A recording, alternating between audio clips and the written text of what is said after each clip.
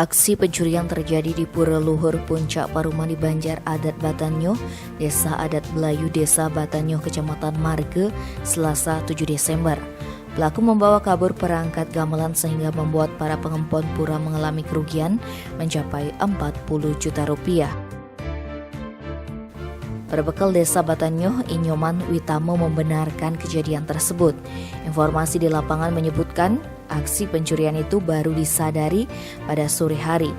Pagi harinya sekitar pukul 9, saksi Imade Puje yang dapat tugas rutin mematikan lampu di pura mendapati 2 pintu gudang penyimpanan di Jawa Tengah terbuka paksa. Puje sempat memeriksa keadaan di dalam gudang tersebut, namun karena tidak ada barang hilang, saksi mengabaikannya dan lanjut pulang.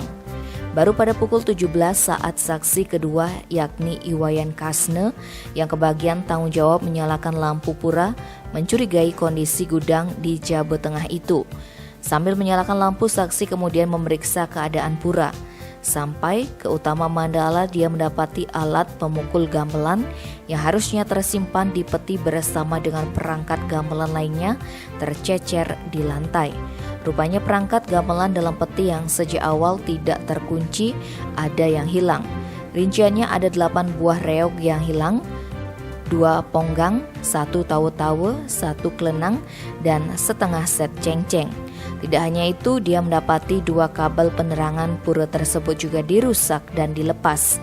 Dugaan sementara pelakunya dengan mudah memasuki areal pura dan mengambil perangkat gamelan tersebut lantaran pintu gudang yang tidak terkunci. Begitu juga dengan peti tempat penyimpanannya. Sementara itu, Kapolsek Marge, AKP Igede Budiarto membenarkan hilangnya perangkat gamelan di Pura Luhur Puncak Paruman tersebut. Dia menyebutkan saat ini kasusnya dalam penyelidikan.